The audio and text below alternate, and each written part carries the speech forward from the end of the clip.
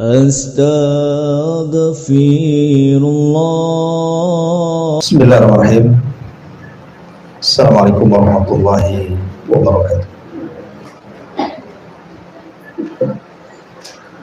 Alhamdulillah wassalatu wassalamu ala rasulillah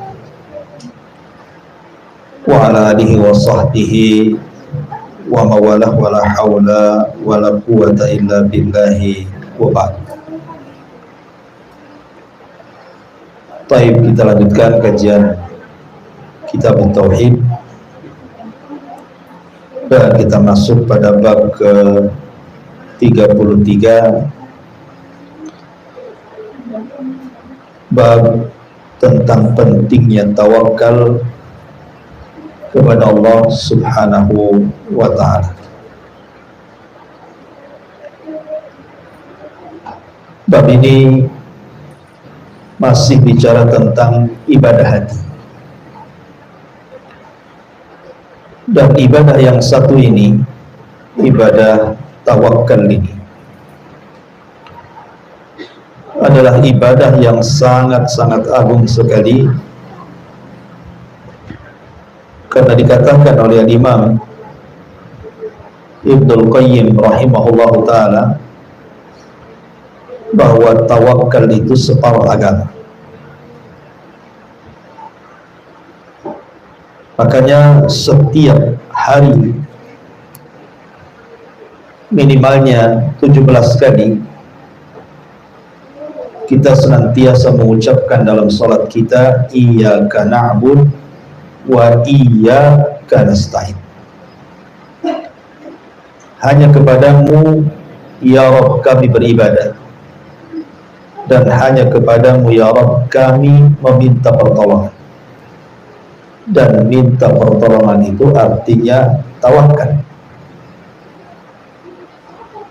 karena makna tawakal itu adalah sidqu i'timadil qalbi ala Allah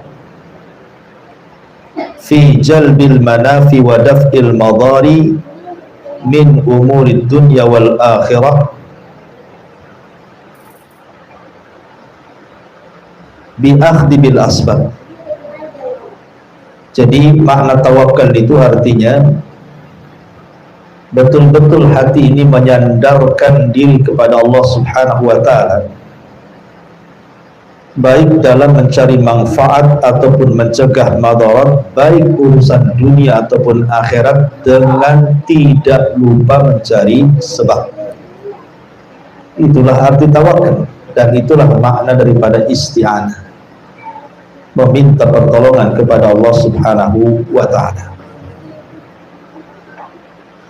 Ma'asyiral muslimat yang dimuliakan Allah Subhanahu wa ta'ala, kalau kita melihat dan membaca Al-Quranul Karim,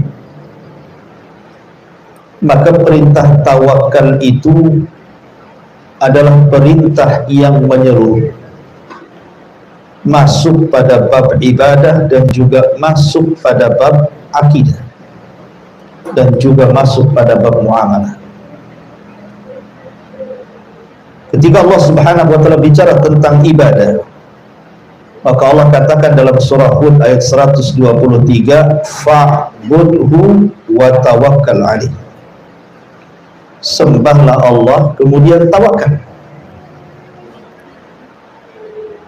Kemudian ketika Allah Subhanahu wa ta'ala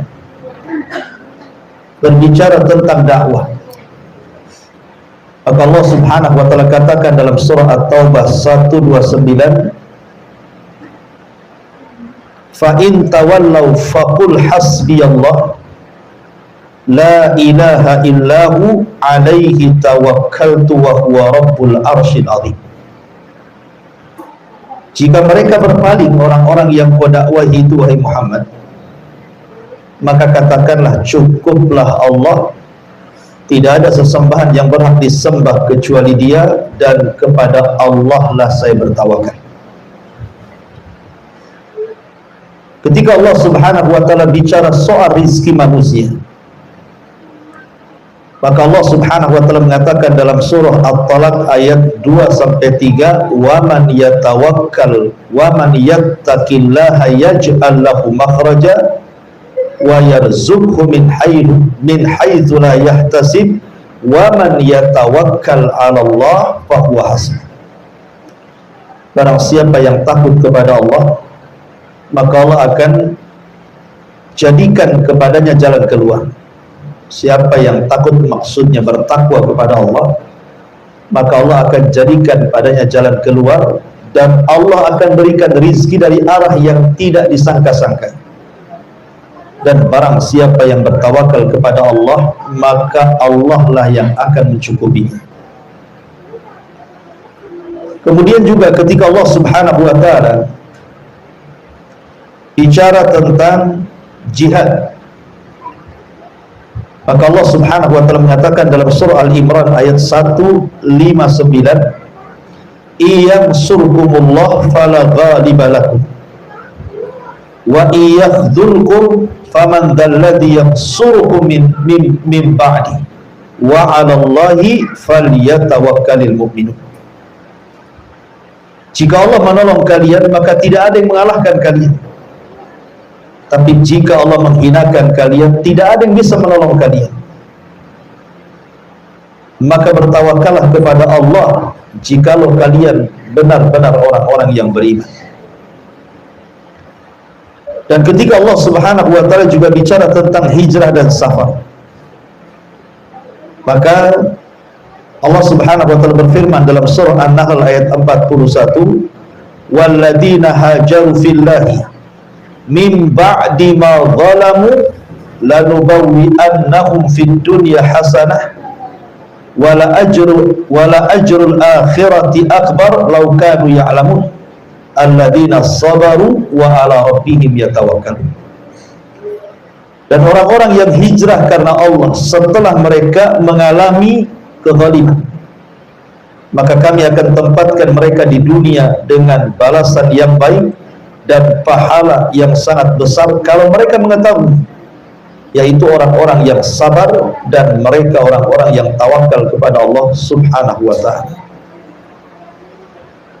Dan juga Allah Subhanahu wa taala ketika bicara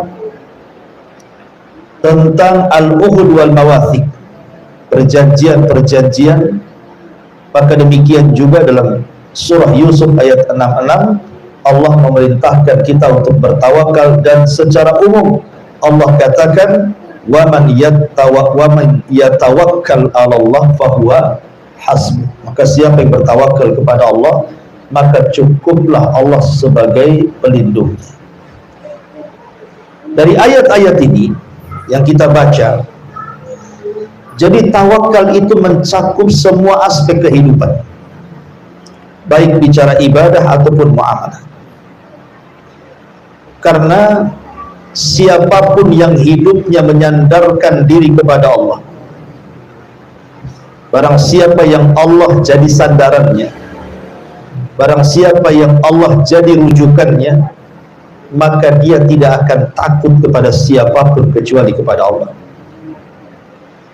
Dia tidak akan takut kepada rizkinya, karena Allah Subhanahu wa taala tidak mungkin menyempurnakan rizkinya sebelum Allah mewafatkannya. Dia tidak akan takut nasib anak-anaknya, karena dia yakin bahwa Allah yang akan melindungi dan menentukan masa depannya. Dia tidak akan takut sakitnya, karena kalau Allah Subhanahu wa taala berkehendak, pasti Allah menyembuhkannya atau memberikan yang terbaik padanya. Dia tidak akan takut apapun. Tidak takut dalam pekerjaannya, tidak takut dalam rizkinya, tidak takut pada anak-anaknya, tidak takut kepada siapapun. Itulah hebat dan kekuatan tawakal pada hati seorang mukmin. Ma'asyiral muslimat yang dimuliakan Allah Subhanahu wa taala. Maka di sini mu'alif rahimahullahu taala ingin membuat bab tentang pentingnya tawakal kepada Allah. Orang bertawakal kepada Allah itu ada 3 kelompok. Kelompok yang pertama adalah kelompok yang hanya menyandarkan kepada sebab dan tidak pernah menyandarkan hatinya kepada Allah. Maka kalau ini yang terjadi, bisa masuk pada syirkul akbar dan bisa masuk pada syirkul asghar, tergantung keyakinannya. Kalau dia yakini bahwa sebab itulah yang kemudian mendatangkan manfaat dan mencegah madarat secara zatnya, maka itu syirkul akbar. Tapi kalau dia hanya menjadikan sebab yang bukan sebab, maka itu adalah syirkul asghar, syirik kecil. Dan menyandarkan kepada sebab tanpa bertawakal kepada Allah Subhanahu wa taala, ini sebuah kesalahan. Karena tidak mungkin Allah Subhanahu wa taala menghendaki sesuatu kecuali Allah akan buat sebabnya. Innallaha idza arada syai'an ahya asbabah. Allah itu kalau menghendaki sesuatu terjadi, maka Allah Subhanahu wa taala akan hidupkan sebab. Makanya tidak cukup kita menyandarkan diri kepada Allah, tetapi harus mencari sebab. Contoh, ada orang yang ingin cerdas di sekolah supaya dia menjadikan lebih di antara kawan-kawannya, ranking 1, komlut atau apalah istilahnya. Tetapi dia tidak belajar, tidur saja hidup. Mungkinkah dia kemudian menjadi orang cerdas? Tidak mungkin. Karena man arada sa'adah tarakal wisadah, kata para ulama. Kalau hendak mencari kebahagiaan, maka dia harus meninggalkan sesuatu yang mengistirahatkan badan. Artinya harus bergerak. Orang ingin ranking 1 tetapi tidak belajar, mustahil. Sebagaimana orang ingin punya anak tapi tidak menikah, mustahil. Karena orang kemudian semata-mata hanya berpegang kepada sebab, maka Allah Subhanahu wa taala tidak akan mengabulkan keinginan. Ada orang yang sudah lulusan terbaik di sekolahnya, komlut. Kemudian ada perusahaan yang sedang membuka lowongan pekerjaan. Dia sudah kumpulkan semua syarat-syaratnya, berkas-berkasnya, semuanya dia kumpulkan, medical check up-nya. Kalau dia hanya mengumpulkan semata-mata sebab dengan percaya diri, pede bahwa dia akan diterima, belum tentu diterima. Kalau Allah tidak berkehendak, pasti Allah akan buat sesuatu yang dia tidak bisa diterima. Karena mengumpulkan sebab saja tidak cukup, harus ada penyandaran diri kepada Allah Subhanahu wa taala, karena sebab itu tidak mungkin terjadi kecuali Allah yang membuat sebab itu terjadi. Ini kelompok yang pertama. Kelompok yang kedua adalah orang-orang yang tawakul, bukan tawakul, wawunya panjang, tawakul. Beda tawakul dengan tawakul. Kalau tawakul tanpa tasdid, artinya orang yang hanya semata-mata menyandarkan kepada Allah dan tidak mau mencari sebab. Dia sakit tidak mau makan obat, dia sakit tidak mau datang berobat, dia sakit tidak mau datang ke rumah sakit, tidak mau datang ke dokter, ke tabib, ke sinse atau yang semacamnya. Kemudian kita tanya, kenapa kamu tidak berobat? Saya tawakal kepada Allah. Toh penyakit datang dari Allah, kalau Allah menyembuhkan insya Allah sembuh. Gak akan sembuh. Kenapa? Karena harus mengambil sebab. Mengambil sebab. Makan obat, datang ke dokter, tanya kepada orang yang pintar pengobatan. Kemudian kelompok yang terakhir, inilah yang muwahhid, ahli tauhid, yang menggabungkan antara tawakal dan mengambil sebab. Makanya Nabi SAW ketika hijrah, bisa saja Allah Subhanahu wa taala kemudian langsung membawa Rasul lewat malaikat, dipindahkan dari Mekah ke Madinah, kan? Atau seperti peristiwa Isra Mi'raj pakai buraq namanya, kan bisa saja melesat sebentar. Tapi kenapa Nabi SAW harus mempersiapkan segalanya? Meminta kepada Abu Bakar untuk menjadi teman hijrahnya. Kemudian juga menghutang kepada Abu Bakar unta dan seluruh perbekalan di atasnya, kemudian menyewa seorang ahli penunjuk jalan, Abdullah ibn Uraikid, kemudian membuat taktik di perjalanan sehingga harus menginap di Gua Thur selama 3 hari.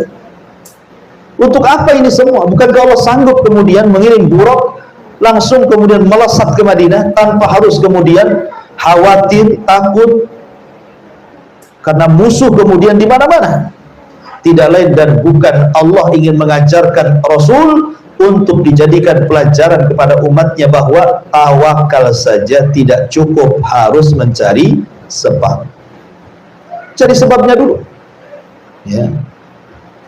Kemudian contoh yang lain, Nabi Ibrahim alaihi salatu wassalam. Nabi Allah Ibrahim alaihi salatu wassalam, ketika meninggalkan putranya Ismail dan juga Hajar di sebuah lembah yang kering kelontang, tidak ada tanaman, tidak ada tumbuhan, tidak ada binatang, tidak ada orang lagi di situ, main tinggal saja di situ. Tentu karena perintah Allah, bukan kemauan Ibrahim. Lah Hajar ini adalah orang yang sangat-sangat tawakal kepada Allah. Sampai-sampai ketika dia mengatakan, ila aina tadhhab ya Ibrahim, hendak kemana kau pergi wahai Ibrahim? Ibrahim tidak menjawab, bahkan tidak menengok, karena begitu perintahnya. Lama-lama Hajar paham kalau ini adalah perintah Allah, sehingga dia mengatakan, kalau begitu idhab ya Ibrahim, wallahi lan yudayyi'an Allah. Pergi wahai Ibrahim, saya yakin Allah tidak menyia-nyiakan saya. Lihat, tawakal kuat kepada Allah subhanahu wa ta'ala. Kemudian setelah itu perbekalannya habis. Kemudian dia khawatir dengan Ismail. Kalau seandainya dia tidak minum, tidak makan. Akhirnya kemudian dia mencari sebab. Lari ke Bukit Safa, lari ke Marwah, balik lagi ke Safa, balik lagi ke Marwah, sampai 7 putaran tuh. Karena dia mendengar Ismail dari kejauhan menangis, dia khawatir bayinya. Maka dia kembali, rupanya sudah ada malaikat Jibril dan menghentakkan kaki Ismail ke tanah, muncullah air Zam-Zam, air yang sangat berkah. Begitulah tawakal, itu bonus daripada tawakal. Jadi orang itu mencari sebab dulu, baru kemudian Allah kabulkan keinginannya. Makanya harus mencari sebab. Seperti Nabi Musa, ketika dia dikejar oleh tentara Firaun, kemudian Bani Israel bingung, di depannya lautan, di belakangnya pula tentara Firaun. Kemudian orang-orang mengatakan, innalah mudrakun, wahai Musa, mereka sudah melihat kita, kemana kita pergi? Maka Allah subhanahu wa ta'ala gambarkan, Allah katakan di dalam Al-Quranul Karim, fatawakkalu in kuntum mu'minin. Maka Musa mengatakan kepada Bani Israel, bertawakallah kalian jika kalian orang-orang yang beriman. Kemudian Musa mengatakan, tenang saja, inna ma'iya rabbi sayahdin. Kebersamaan Allah dengan kita pasti tidak mungkin menyia-nyiakan kita. Pasti Allah akan carikan jalan keluar. Maka kemudian orang-orang Bani Israel mengatakan, nahnu tawakkalna 'ala Allah. Kalau begitu kami bertawakal kepada Allah. Subhanallah. Hanya mengucapkan kalimat tawakkalna 'ala Allah, tiba-tiba kemudian mereka diselamatkan dari Firaun, dan Musa memukulkan tongkatnya, kemudian terbelah lautan, dan Bani Israel pun selamat. Hanya mengucapkan tawakkalna 'ala Allah, langsung Allah tolong. Dan Musa memukulkan tongkatnya. Ngapain Musa pukul-pukul tongkat coba ke lautan? Bisa saja Allah tanpa memukulkan tongkat ke lautan pun membelah lautan, karena tongkat itu tidak ada manfaatnya. Kita ambil tongkat, Bu, kita pukul-pukul lautan 1000 kali pukulan, tetap aja lautan seperti itu, tidak ada manfaatnya kan?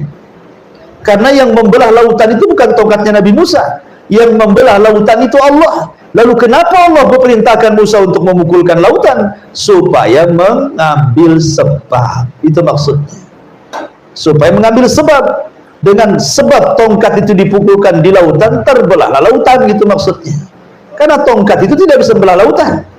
Yang membelah lautan itu Allah. Lalu kenapa Allah perintahkan untuk memukulkan tongkat? Sekali lagi, biar Musa mencari sebab.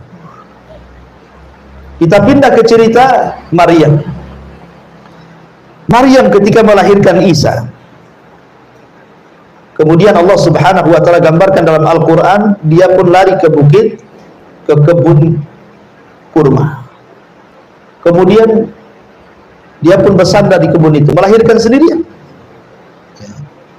Tiba-tiba kemudian Allah Subhanahu wa taala mengatakan, goyangkan pohon kurma itu wahai Maryam, bijid'in nakhlah itu. Goyangkan itu dengan kaki. Tusakit 'alaika rutaban janiyah, maka akan berjatuhan tuh rutab-rutab tuh kurma-kurma basah dan kau bisa makan karena engkau kelelahan dari melahirkan.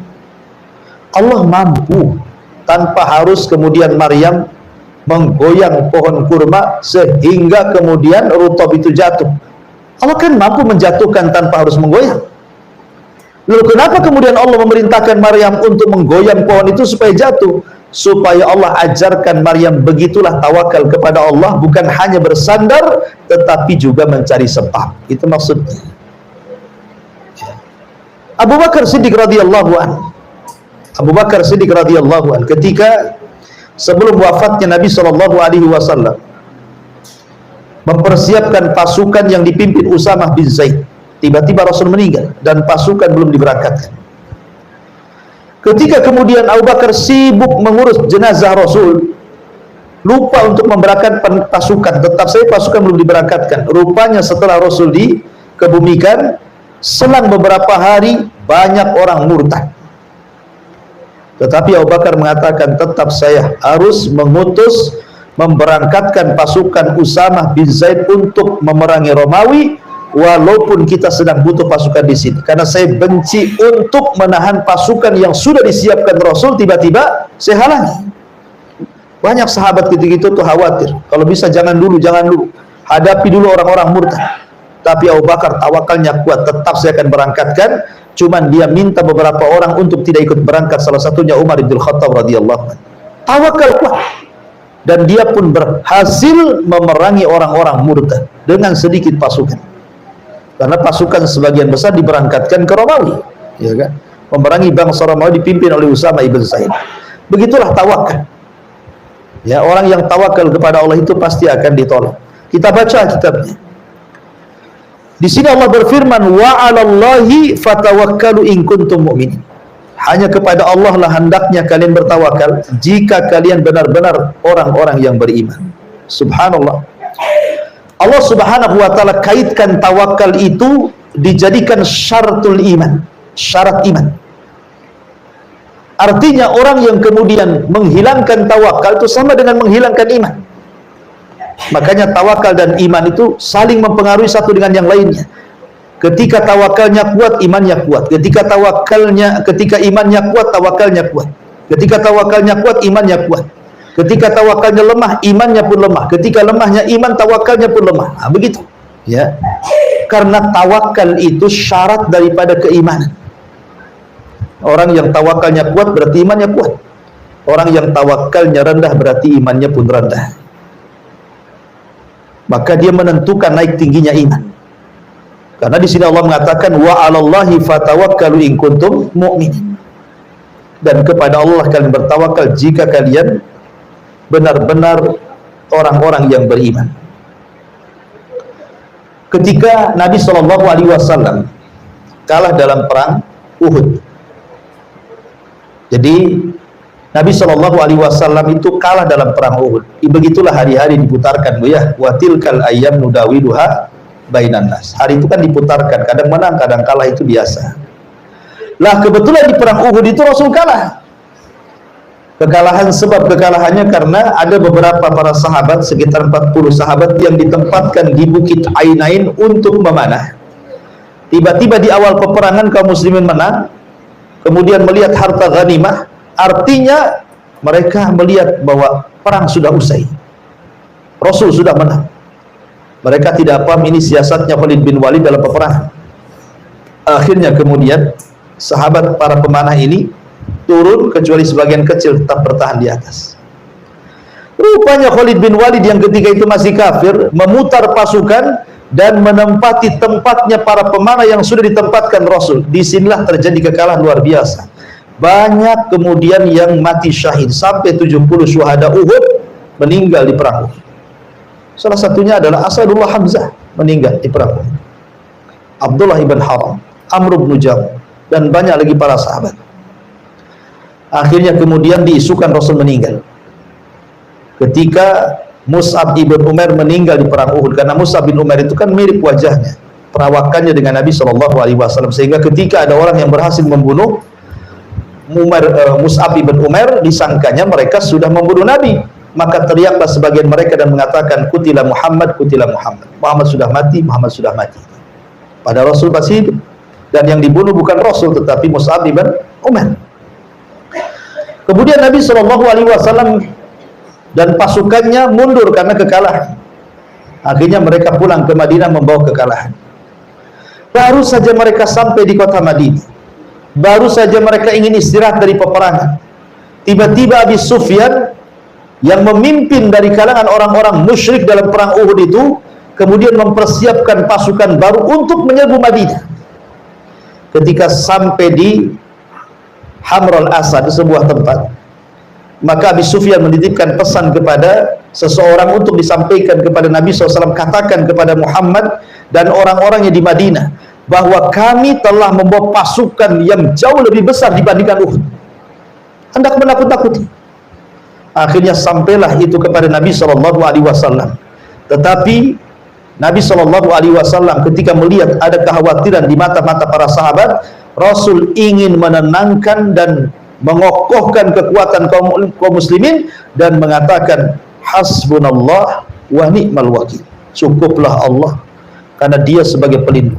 Ketika Rasul mengucapkan kalimat itu, semua para sahabat tertanam tawakalnya. Ya. Ketika Nabi SAW mengatakan hasbunallah wa ni'mal wakil, dan Allah katakan wa 'alallahi fatawakkalu in kuntum mu'minin, kepada Allah lah kalian bertawakal jika kalian orang-orang yang beriman.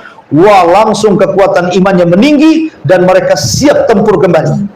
Akhirnya kemudian Rasul membawa beberapa pasukan kemudian berangkat ke Hamrul Asad. Sampai di sana rupanya musuh sudah lari ketakutan, padahal mereka yang awalnya menakut-nakuti Nabi SAW, tetapi tiba-tiba mereka pula yang kemudian takut dengan Rasul SAW dan para sahabatnya. Itulah di mana bentuk tawakal itu bisa memberi rasa takut kepada musuh Allah Subhanahu wa taala. Baik, ma'asyiral muslimat yang dimuliakan Allah Subhanahu wa taala. Allah mengatakan di sini, innamal mu'minuna alladzina idza dzukirallahu wajilat qulubuhum wa idza tuliyat 'alaihim ayatuhu zadatkum imanan wa 'ala rabbihim yatawakkalun. Sungguh orang-orang yang beriman, apabila dibacakan kepada mereka atau disebut nama Allah, gemetar hati mereka. Karena seorang mukmin begitu, Bu ya, apabila diingatkan tentang Allah, mereka menangis. Apabila ditakut-takuti tentang azab Allah, mereka takut. Apabila dibacakan ayat-ayat Allah, bergetar hati mereka. Itulah sifat-sifat orang yang beriman. Ya.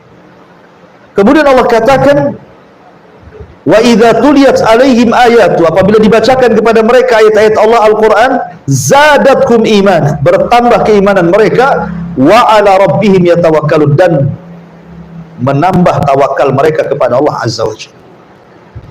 Begitulah seorang mukmin harusnya senantiasa membesarkan tawakal. Imam Ibnul Qayyim tadi saya katakan di awal bahwa tawakal itu separuh daripada agama. Akan tetapi tawakal itu bukan hanya bahasa yang bisa kita ucapkan dengan mudah, Bu. Saya tawakal kepada Allah. Karena praktek di lapangan itu berat. Makanya kenapa balasannya juga hebat. Allah menjadikan orang-orang yang bertawakal itu di antara orang-orang yang masuk surga tanpa hisab dan azab. Allah masukkan orang-orang yang bertawakal kepada Allah adalah orang-orang yang masuk surga tanpa hisab dan azab. Sebagaimana Nabi SAW mengatakan bahwa di antara umatnya ada 70.000 orang yang masuk surga tanpa hisab dan azab. Salah satu cirinya adalah bertawakal kepada Allah. Wa 'ala rabbihim yatawakkalun. Demikian besarnya gitu ya, orang bertawakal kepada Allah itu sampai pahalanya luar biasa. Ya, karena tawakal itu menyempurnakan tauhid. Tawakal itu menyempurnakan tauhid. Karena orang tidak tawakal, lemah tauhid. Kemudian Allah Subhanahu wa taala berfirman, "Ya ayyuhan nabi, hasbukallah wa man ittaba'aka minal mu'min." Wahai nabi, cukuplah Allah menjadi pelindung bagimu dan bagi orang-orang yang beriman yang mengikutimu. Di sini Allah Subhanahu wa taala merintahkan Rasul untuk menjadikan satu-satunya tempat sandaran adalah Allah. Makanya ketika Nabi SAW pulang dari Taif, pernah kisah saya ceritakan, Nabi dilempari oleh orang-orang Taif, mulai dari anak-anak, perempuan, orang dewasa, laki-laki, orang tua, satu kampung melempari Rasul dengan macam-macam lemparan, dengan batu, dengan kayu, pokoknya yang bisa menyakiti Nabi. Sampai Nabi pun terusir 1 mil dari Taif. Kemudian Nabi SAW hanya bisa berdoa, Allahumma ashku dha'fa quwwati wa qillata hilati wa hawani 'alan nas. Anta rabbul mustad'afin wa anta rabbul alamin wa anta rabbi wa rabbul alamin. Kata Nabi SAW, Allahumma ashku dha'fa quwwati, ya Allah, aku hanya mengadu atas kelemahan kekuatan, wa qillatah hilati, dan sedikit kemampuanku untuk berdakwah, dan manusia tidak menghormati aku. Engkau Rabb orang-orang lemah, engkau Rabbku dan Rabb seluruh alam semesta. Tetapi Rasul mengatakan, illam takun alayya sakhatun fala ubali, selama engkau tidak murka kepadaku atas apa yang mereka lakukan kepadaku, aku tidak peduli. Maknanya dalam kondisi genting seperti ini, Rasul masuk Mekah tidak bisa karena sudah diancam 18 kabilah akan dibunuh. Balik lagi ke Taif disakiti. Lalu apa yang bisa dilakukan Rasul? Bersandar kepada Allah. Maka dalam tempo-tempo tertentu, Bu, ketika ibu kesulitan gitu ya, kesulitan ekonomi, kesulitan kesehatan, ada konflik, ada masalah, Bu ya, kalau ingin diurai permasalahannya, lekas-lekas, cepat-cepat sandarkan punggung ibu kepada Allah. Karena hanya itu yang bisa kita lakukan. Allah yang membuat penyakit, Allah yang mengangkatnya. Allah yang membuat masalah, Allah yang akan menghilangkan masalahnya. Allah yang membuat sesuatu itu rumit, tetapi Allah juga yang memudahkan. Makanya kenapa Nabi SAW sampai mengatakan, Allahumma la takilni ila nafsi tarfata ainin. Ya Allah, jangan kau biarkan aku sendiri tanpa ada dirimu walaupun sekejap mata. Subhanallah. Karena sering saya katakan, seberat apapun masalah, Bu, kalau Allah ikut campur tangan itu jadi ringan dan pasti diuraikan masalahnya. Tapi sekecil apapun masalah, kalau Allah tidak ikut campur, pasti sulit keluar dari masalah itu.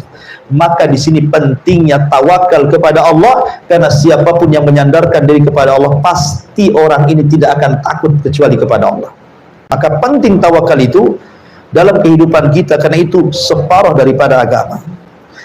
Maka Allah Subhanahu wa taala juga mengatakan di sini, "Wa man yatawakkal 'ala Allah fa huwa hasbuh." Barang siapa yang bertawakal kepada Allah, niscaya Allah akan mencukupi semua keperluannya.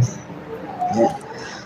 Jadi siapa yang bertawakal kepada Allah Subhanahu wa taala, niscaya Allah akan penuhi keperluannya. Dahulu Al-Imam Adz-Dzahabi rahimahullahu taala menceritakan tentang satu kisah orang soleh. Jadi ada orang soleh, orang kaya di zaman Imam Dzahabi. Orang soleh dan kaya ini tiba-tiba masuk ke sebuah masjid. Di dalam masjid itu dia melihat ada anak kecil yang belum balik sedang sholat dengan khusyuk. Khusyuk sekali dia sholat, luar biasa. Dan orang ini tidak pernah melihat ada anak sekecil itu bisa sholat dengan khusyuk.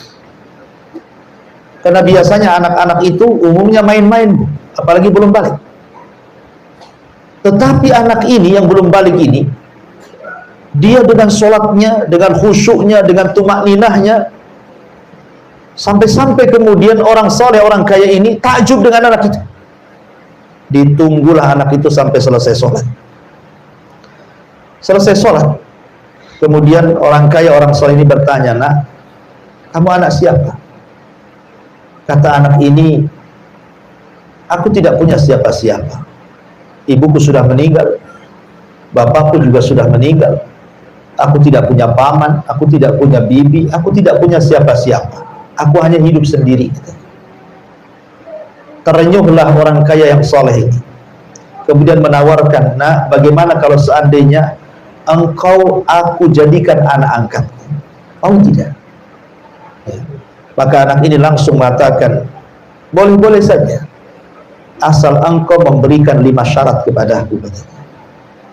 Agar engkau memberikan 5 syarat kepada. Kemudian orang kaya, orang soleh ini mengatakan kepada anak itu, apa syaratnya, nak? Biar aku bisa mengangkat dirimu menjadi anakku. Karena takjubnya, anak belum balik sudah rajin ibadah, kan itu. Akhirnya kata anak ini mengatakan kepada orang kaya soleh ini, kata Imam Zahabi, pertama, kalau seandainya aku lapar, bisa nggak engkau menyediakan makan kepada? Kata orang soleh ini, oh ya tentu, nak, kalau engkau sudah jadi anakku pasti aku kasih makan. Oke, kata anak ini. Kemudian yang kedua, kalau aku haus, maukah kau memberikan minum kepada aku? Maka kata orang soleh, ya tentu, nak, kalau sudah jadi anakku pasti mau apa, minum apa aku kasih. Oke. Kemudian yang ketiga, seandainya aku telanjang, maukah kau memberikan pakaian kepada aku? Dia makan, tentu ya, nak, tidak mungkinlah kau telanjang, aku akan belikan pakaian yang indah, yang terbaik untuk. Kemudian yang keempat, jika aku sakit, maukah kau mendatangkan aku kepada dokter, memberikan obat agar aku sembuh dari penyakitku? Kata orang soleh dan kaya ini, tentu, nak, sedikit saja kau sakit aku langsung obati. Kemudian yang kelima, kalau seandainya aku mati, bisakah kau menghidupkan aku? Ini yang kelima, tak bisa ya. Kalau seandainya aku mati sekarang, bisa nggak kau menghidupkan aku? Kau bisa engkau berikan aku makan, kau bisa berikan aku minuman, kau bisa berikan aku pakaian, kau bisa datangkan dokter dan obat sehingga aku tidak sakit. Tapi engkau tidak bisa menghidupkanku. Oh maaf, engkau belum bisa jadi ayah angkatku, katanya. Engkau tidak bisa jadi ayah angkat. Kemudian dia membacakan satu ayat Al-Quran di dalam kisah Nabi Ibrahim. Apa? Walladhi huwa fa innahum aduwwun li illa rabbal alamin alladhi khalaqani fa huwa yahdin walladhi huwa yut'imuni wa yaskin wa idza maridtu fa huwa yashfin walladhi yumituni thumma yuhyin. Maka anak ini membacakan ayat Al-Quran. Dialah Allah yang telah menciptakan aku, dan dia pula yang memberikan petunjuk hidup kepada aku. Dialah Allah yang memberi makan aku, dialah Allah yang memberi minum aku, dan apabila aku sakit dialah Allah yang menyembuhkanku, dan bila aku mati dialah Allah yang akan menghidupkan aku, katanya. Lihat bagaimana tawakalnya anak yang belum balik ini kepada Allah. Sampai orang kaya saya ini geleng-geleng kepala. Kok bisa anak belum balik bisa tawakal kepada Allah? Bisa kuat tawakalnya, dia bisa hidup sendirian, nggak ada ayah, nggak ada ibu, nggak ada paman, nggak ada saudara, hidup sendirian. Dia hidup di masjid, kemudian sholat, kemudian kalau dia lapar dia cari makanan. Allah kasih insting bagaimana cara kasih makan dia. Begitulah harusnya, Bu. Harusnya lebih tawakal lagi kita kepada Allah. Janin saja di perut ibu belum bisa apa-apa, ada rizkinya. Kemudian berojol ke bumi saja langsung Allah sediakan rizkinya. Kok sudah besar, sudah sekolah, sudah sarjana, sudah cerdas, sudah diberikan akal, pikiran, tenaga, kok masih takut juga dengan rizki loh? Tawakalnya di mana gitu maksudnya? Seperti ada orang yang baru di PHK saja udah kayak kiamat besar, Bu. Seolah-olah Tuhan yang di PT beda pula dengan Tuhan yang di luar PT, kan? Kan ada orang yang seperti ini. Sampai-sampai ada orang sakit, udahlah mati saja daripada hidup, katanya. Nggak tahan dengan sakitnya, tidak sabar, tidak tawakal kepada Allah. Makanya di sini Allah katakan, wa man yatawakkal 'ala Allah fahuwa hasbuh. Barang siapa yang bertawakal kepada Allah, yakin niscaya Allah yang akan mencukupkan keperluannya. Itu kan mantap ya. Kemudian Allah mengatakan, hasbunallah wa ni'mal wakil. Abdullah bin Abbas radhiyallahu anhu mengatakan bahwa ketika Nabi Ibrahim dilemparkan ke dalam api neraka, maksudnya api yang menyala-nyala yang dinyalakan oleh Namrud untuk membakar Ibrahim karena menghancurkan patungnya, maka Ibrahim mengatakan hasbunallah wa ni'mal wakil, cukuplah Allah yang menjadi pelindungku karena Allah sebaik-baik pelindung. Kapan Ibrahim mengucapkan kalimat ini? Dalam ulama sejarah menjelaskan kisah tentang Ibrahim saat pembakaran. Jadi setelah kemudian para pejabat Mesir itu mengetahui siapa, para pejabat Babil, Irak itu mengetahui siapa yang menghancurkan berhala-berhala Namrud, rupanya Ibrahim. Kemudian mereka pun berusaha untuk melakukan hiwar dialog, tapi tidak bisa mengalahkan hujah Ibrahim. Ketika itulah kemudian terjadilah eksekusi pembakaran Ibrahim. Diputuskan Ibrahim harus dibakar, disaksikan semua manusia supaya kapok, jangan kurang ajar kepada Tuhan-Tuhan yang mereka sembah hari itu. Akhirnya dinyalakanlah api itu. Ketika api sudah nyala, Bu, Ibrahim diletakkan di ketapel besar yang disebut dengan manjani, kemudian dilempar antara ketapel kemudian api, antara langit dan bumi. Itulah Jibril melesat dan hendak menolong Ibrahim dan menawarkan pertolongannya. Kalau Jibril mau, tinggal disambar saja, kemudian dipadamkan apinya dengan sayapnya yang begitu besar itu kan. Tetapi Ibrahim menolak permintaan Jibril. Ketika Jibril menawarkan pertolongannya, apa kata Ibrahim? Amma ilaika fala wa amma ilallahi fabala. Adapun harus minta pertolongan kepadamu Jibril, tidak, saya tidak akan minta pertolongan. Adapun aku harus meminta pertolongan kepada Allah, ya, itulah yang aku lakukan. Lah, disitulah Ibrahim mengucapkan kalimat hasbunallah wa ni'mal wakil, cukuplah Allah sebagai pelindung dan dia sebaik-baik penolong bagimu. Ketika Ibrahim semata-mata mengucapkan kalimat hasbunallah wa ni'mal wakil, tiba-tiba turun perintah dari Allah, kul ya naru kuni bardan wa salaman ala Ibrahim. Katakan ya Ibrahim kepada api yang akan menghantammu itu, wahai api, dinginlah, dinginlah, selamatkan Ibrahim. Maka Ibrahim masuk ke dalam api yang terbakar hanya tali yang mengikat tangannya dan yang mengikat kakinya. Ketika ada yang mengatakan seminggu, ada yang mengatakan 1 bulan, kemudian api itu padam. Allah lindungi Ibrahim di dalam api itu. Ketika manusia kemudian mencari-cari jasad Ibrahim karena abunya menumpuk 1 gunung, dikorek-korek, rupanya Ibrahim sedang sholat. Sedang sholat dia, subhanallah. Ibrahim sedang sholat. Bapaknya menyaksikan tuh. Azar itu kan menyaksikan pembakaran itu. Ketika melihat anaknya selamat, apa kata Azar? Ni'mar Rabb Rabbuka ya Ibrahim. Sebaik-baik Rabb itu Rabb wahai Ibrahim. Tapi tidak juga masuk Islam dia. Padahal bapaknya memuji Ibrahim. Itulah kenapa kemudian kalimat hasbunallah wa ni'mal wakil itu kalimat ajaib yang bisa menyelamatkan manusia. Lah, hal yang sama ketika orang-orang berkata kepada Rasul, sesungguhnya orang-orang Quraisy telah mengumpulkan pasukan untuk menyerang kalian. Karena itulah takutlah kepada mereka. Akan tetapi perkataan itu justru menambah keimanan orang-orang yang beriman kepada Allah dan Rasulnya, dan mereka pun mengucapkan persis seperti ucapan Ibrahim, hasbunallah wa ni'mal wakil, ni'mal maula wa ni'man nasir. Cukuplah Allah sebaik-baik penolong dan dialah sebaik-baik perlindung yang akan melindungi kita. Ma'asyiral muslimat yang dimuliakan Allah Subhanahu wa taala. Lalu kalau kita cerita tawakal lebih luas lagi. Apa sih buah tawakal itu? Apa sih hasilnya kalau orang bertawakal? Yang pertama, si'atur rizki. Orang yang kuat tawakalnya, rizkinya akan diluaskan. Perhatikan hadis Nabi SAW, "Lau antum tatawakkaluna 'ala Allah haqqa tawakkuli, la ruziktum kama yurzaqu tayr, yaghdu himasan wa taruhu bitana." Hadis yang dikeluarkan Imam Ahmad dan disahihkan oleh Syekh Nasiruddin Al-Albani. Kata Allah, kata Rasul, kalau kalian betul-betul tawakal, katanya, dengan sebenar-benar tawakal, maka kalian akan diberikan rizki seperti Allah berikan rizki kepada burung keluar dari sangkarnya dalam posisi lapar, pulang pula sudah kenyang dan bisa memberi makan keluarganya. Siapa yang menghantarkan burung ke tempat rizkinya?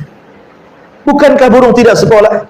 Bukankah burung tidak ada titel S1, S2, doktor, apalagi profesor? Doktor itu tak ada di burung. Burung itu tidak ada yang kemana-mana bawa kartu ATM ke ibu, tidak ada. Ya. Tetapi burung itu yakin kemana harus mencari makan. Siapa yang mengarahkannya? Kalau bukan karena Allah, instingnya di sana ada makan itu. Lah kalau burung tidak berakal, dia bisa tawakal dan paham firman Allah, wa ma min dabatin fil ar illa 'ala Allah rizquha. Tidak ada satupun binatang yang melata kecuali sudah ditentukan rizkinya. Lah kita yang berakal kok kekhawatiran dengan rizki ini, gimana ceritanya? Harusnya kita lebih berakal dibandingkan burung itu, kan lebih yakin, lebih pede gitu ya. Bahwa rizki kita tidak mungkin disia-siakan Allah Subhanahu wa ta'ala.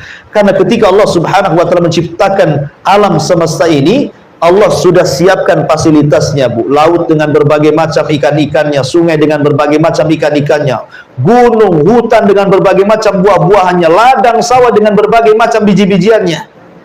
Itu semua untuk siapa loh? Untuk kita. Masyaallah muslimat yang dimuliakan Allah Azza wa Jalla. Kalau orang tidak punya apa-apa, ambil pancing, nongkrong aja tuh di pinggir parit gitu. Dapat nanti lele. Siapa yang kasih lele kalau bukan Allah? Ya. Karena tidak mungkin juga lele tiba-tiba makan pancing kita kan, kalau bukan Allah ngarahkan gitu. Berarti memang hari itu kita dapat rezeki lele gitu. Kalau ingin cepat lagi, Bu, bawa uang ke pasar, beli lele banyak-banyak. Tapi di sini ma'asyiral muslimat yang dimuliakan Allah Azza wa Jalla, bagaimana Allah Subhanahu wa ta'ala ingin katakan kepada kita lewat percontohan burung ini. Burung saja tidak berakal, bisa cari makan. Kita lah yang berakal, masa tak bisa cari makan? Makanya luar biasa. Kalau kita melihat binatang-binatang saja kan, yang kecil-kecil lah kayak nyamuk. Nyamuk itu kan, terutama nyamuk betina, Bu, itu kan suka ngisap darah. Karena dia harus ngisap darah. Dan ketika ngisap darah kita itu, ancamannya apa? Kena tepuk tangan ibu kan. Bisa berhasil, bisa tidak. Tapi ibu cari makan, nggak pernah ada yang hari-hari nepuk ibu kan. Ya. Kalau hari-hari nepuk ibu, mungkin orang nggak mau cari makan lah kayak nyamuk. Tapi nyamuk itu tawakalnya luar biasa kepada Allah. Ditunggunya ibu tidur dulu. Ya. Habis ngorok, nampak ada ngorok, datang dia nyedot. Dan nyamuk itu punya bius, Bu. Nyamuk itu bawa obat bius. Kenapa nyamuk ketika gigit nggak terasa, habis gigit baru terasa gatal, Bu kan? Karena dia bawa obat bius itu. Dibius dulu ibu itu.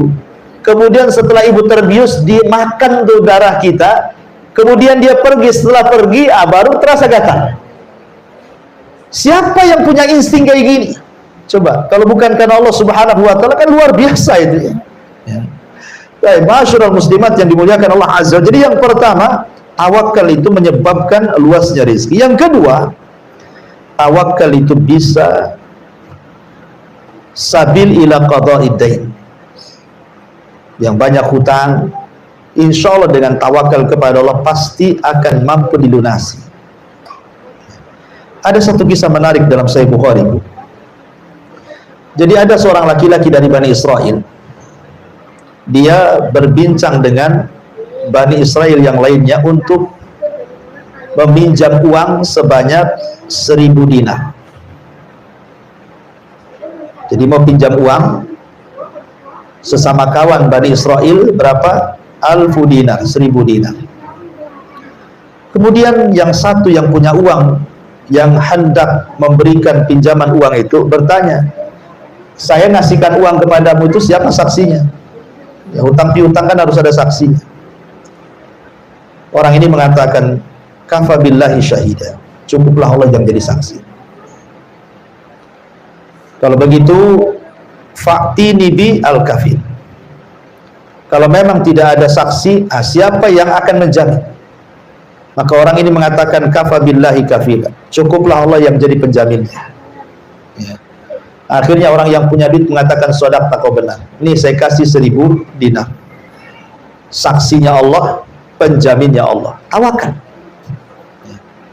Akhirnya kemudian terjadilah transaksi utang piutang dengan waktu yang sudah ditentukan. Ketika sudah pada waktunya, waktu pembayaran, akhirnya kemudian dia pun hendak mengantarkan uang ini. Masalahnya dari tempat dia ke tempat yang punya uang itu terlintas satu sungai yang harus diseberangi. Akhirnya kemudian sampailah dia di pinggir sungai, rupanya kapal yang menyeberangkan sudah tidak ada lagi. Sementara dia harus memberikan uang itu hari itu juga. Kalau dia menunggu kapal baru sampai besok, karena dia sudah amanah. Ya, sudah sampai waktunya dia bayar. Masalahnya tidak ada kapal yang bisa menyeberangkannya. Dia takut kepada Allah Subhanahu wa taala. Akhirnya dia berinisiatif mengambil kayu. Dia berjalan ke arah jauh dari sungai, ya, melawan arus, kemudian mencari kayu bakar, kemudian dibelah, uangnya diletakkan dalam kayu, kemudian diikat, kemudian dia mengatakan kepada Allah, inni tawakkaltu Allah, aku bertawakul kepadamu ya Rabb, aku takut dengan, aku sudah punya janji hari sini aku bayar, tapi aku tidak bisa lagi, maka aku serahkan, mudah-mudahan ini sampai kepada orang yang punya uang. Dilempar kayu itu di sungai, hanyut kayu itu, ya. Kemudian di seberang sana orang yang punya uang itu sudah cemas-cemas, kok nggak datang-datang, katanya hari ini mau datang, mau bayar, katanya. Kok nggak datang-datang orang itu? Akhirnya ya sudahlah, dia pasrah kepada Allah. Udah hilanglah mungkin duitnya. Akhirnya daripada dia tidak pulang tidak bawa duit, maka sekalian dia akhirnya kemudian membawa kayu, cari kayu lah, ya, cari kayu bakar. Akhirnya kemudian dia nampak ada kayu besar hanyut.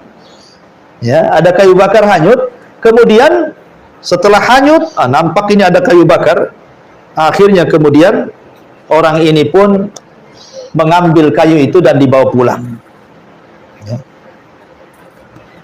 Jadi kemudian setelah dibawa pulang dan hendak dipotong di rumahnya, Bu, tiba-tiba kemudian dia kaget, rupanya ketika dipotong, di ikatannya itu dilepas, kemudian kayunya terbelah menjadi dua, tiba-tiba ada uang di situ banyak, dan di situ ada surat. Rupanya setelah baca, itu surat dari orang yang dihutangi. Dia mengatakan alhamdulillah. Lihat bagaimana Allah Subhanahu wa taala membuat uang ini sampai, tapi jangan ditiru, Bu, ya. Ini kan cerita. Ya, kalau ibu tiru ya hanyut duitnya.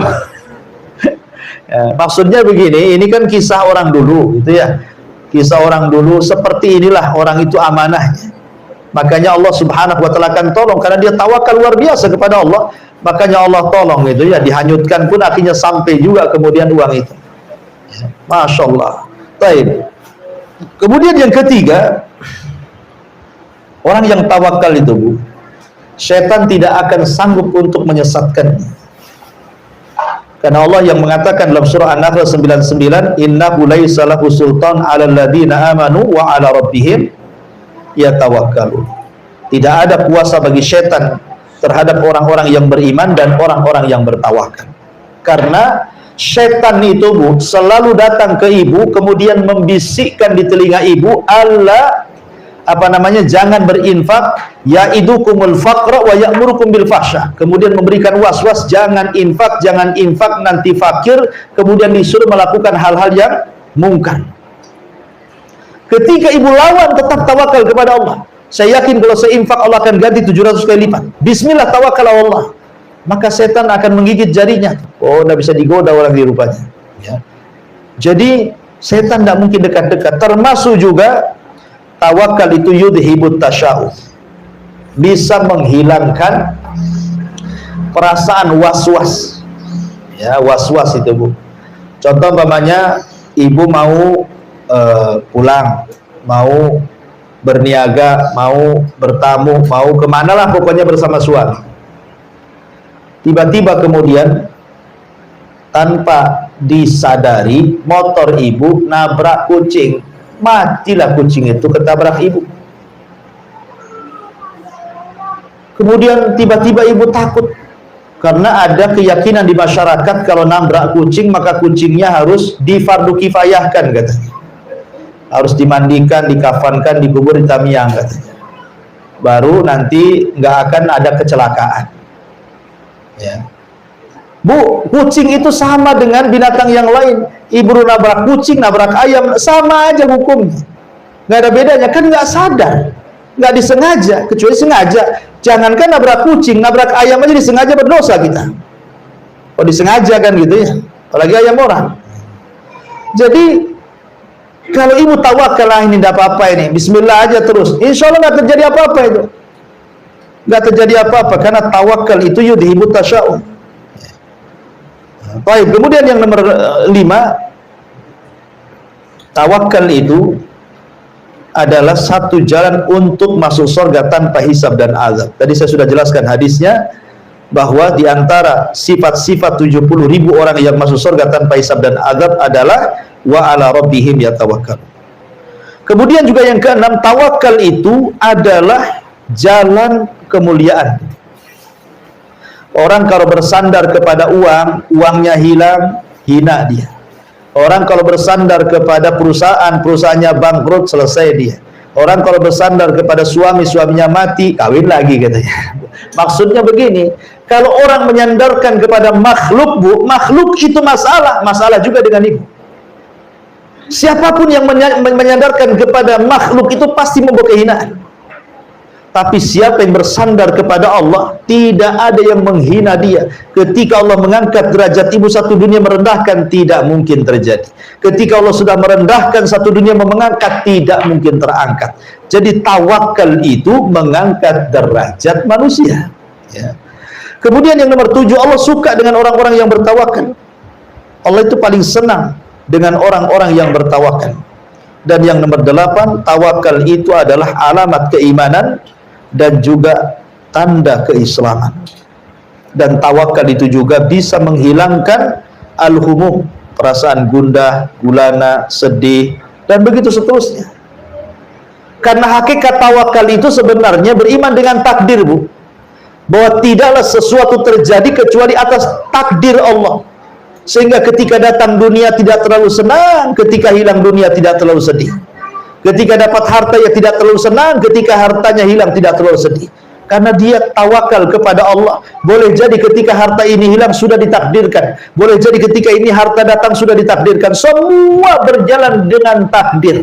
Orang kalau berjalan dengan takdir, maka akan tenang hidupnya. Dan itulah hakikat tawakal, berjalan dengan takdir. Serahkan semuanya kepada Allah Subhanahu wa ta'ala. Kita hanya mengambil sebab saja. 1-2 sebab jadi, lebihnya Allah Subhanahu wa ta'ala yang akan menjalankan niat kita. Selesai. Ya. Jadi tawakal itu sangat penting sekali. Maka dari sekarang tanamkan sifat tawakal yang luar biasa keutamaannya di sisi Allah Subhanahu wa ta'ala. Wallahu a'lam bishawab. Ini yang bisa sampaikan. Tapi sebelum saya tutup, silakan kalau ada yang mau bertanya.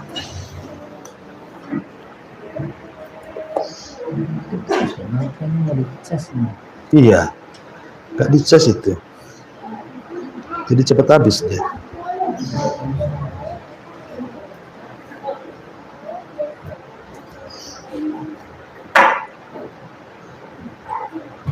Assalamualaikum warahmatullahi wabarakatuh. Waalaikumsalam. Apa Ustaz bertanya tentang tawakal?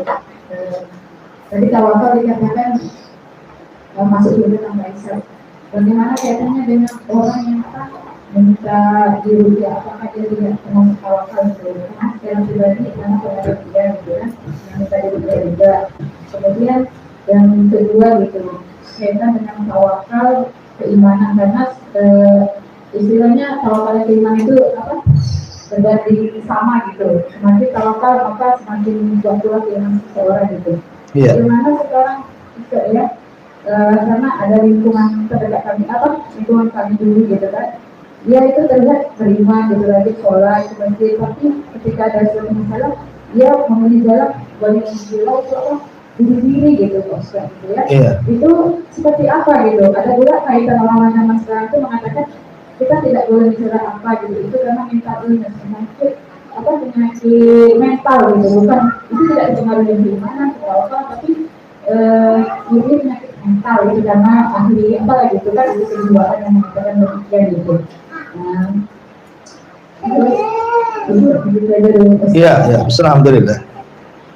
Tentang hadis Nabi Shallallahu Alaihi Wasallam bahwa Rasul melihat umatnya ada 70.000 orang yang masuk surga tanpa hisab dan adab. Kemudian salah satunya adalah alladzina la yastarqun wa la yaqtawun, kemudian wa la yatatayyarun wa ala rabbihim yatawakkalun. Salah satunya tawakal dan tidak minta diruqyah. Kalimat tidak minta diruqyah itu bukan berarti setiap orang yang minta ruqyah dikeluarkan dari 70.000 orang yang masuk surga tanpa hisab dan adab, tidak. Sebagian ulama memahami maksud la yastarqun tidak minta diruqyah itu maksudnya orang yang sedikit-sedikit minta ruqyah, sakit sedikit tolong ruqyah, saya pengen ruqyah, belum berusaha meruqyah sendiri, minta ruqyah sama orang, ya. Tetapi orang-orang yang memang tidak bisa disembuhkan penyakit itu kecuali dengan ruqyah, itu tidak termasuk. Dia sudah ke dokter, dokter angkat tangan.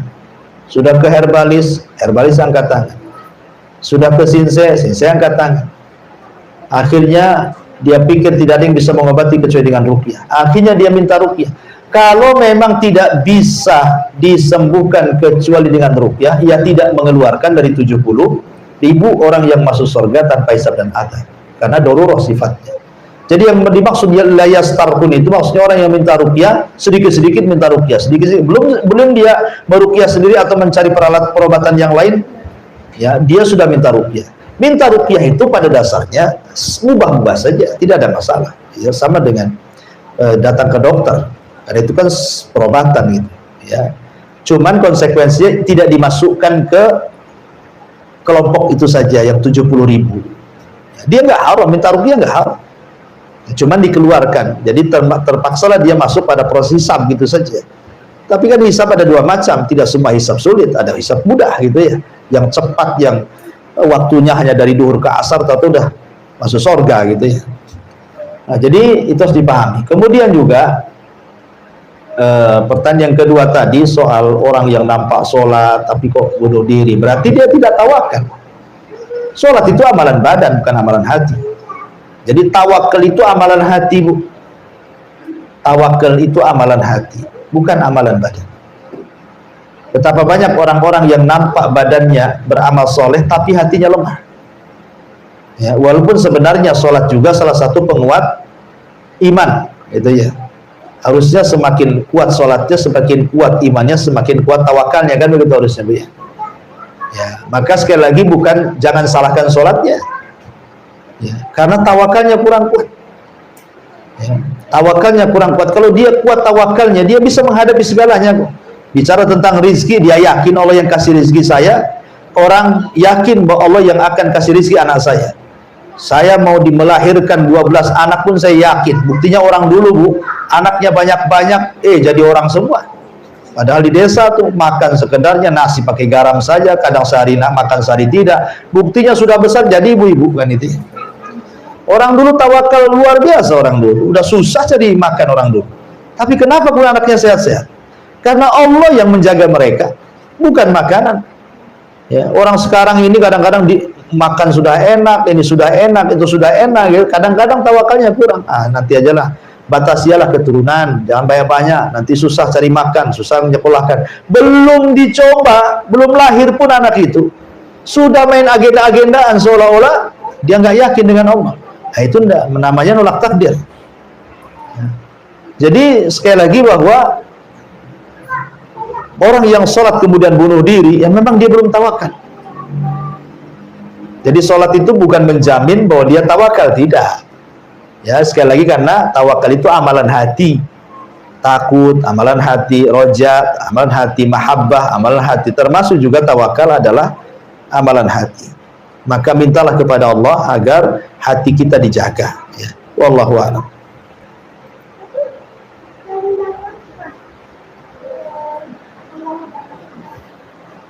Ya.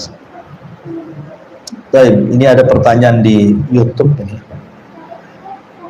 Dari siapa nih? Lolita. Assalamualaikum Pak Ustadz. Mau nanya apakah boleh menghafal Al-Quran dengan ditulis Latin bukan Arabnya biar cepat hafal, dan apakah ada pahalanya? Iya, ya enggak apa-apa. Cuman tulisan Latin dengan tulisan Arab itu beda gitu ya. Jadi tulisan Latin dengan Arab itu terkadang bunyinya beda. Ya, tetapi bagi Anda yang memang Allah takdirkan belum bisa lancar baca Quran, ya kurang mungkin tahsinnya, makhrajnya, atau kadang-kadang tak bunyi juga ini huruf-huruf apa. Sekarang Allah mudahkan dengan ada Latinnya. Akhirnya mungkin sekarang kan banyak terjemahan itu ada Latinnya, Arab, kemudian Latinnya, kemudian terjemahnya. Biasanya begitu sekarang udah mulai banyak gitu. Ya tidak apa-apa bagi Anda yang masih belajar melihat Latinnya, tapi jangan disandarkan ke Latin. Bagaimanapun bahasa Latin beda dengan bahasa Arab. Tapi apakah berpahala? Ya berpahala jelas kan. Anda dapat 2 pahala ya. Karena orang yang membaca tertatih-tatih sampai baca-baca Latin, maka dengan baca Latinnya saja pahala, kesungguhannya itu dianggap pahala, dan baca Qur'annya dianggap pahala. Jadi 2 pahala. Ya teruskan belajar, jangan surut belajar, jangan malu walaupun sudah tua ya. Wallahu a'lam.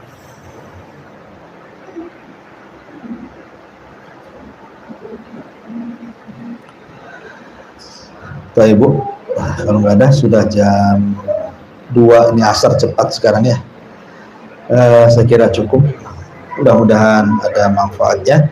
Kita tutup dengan doa kafaratul majlis. Subhanallah bihamdika asyhadu an la ilaha illa anta astaghfiruka wa atubu ilaik. Allahu ta'ala. Assalamualaikum warahmatullahi wabarakatuh. Lupa dia ngecas ya.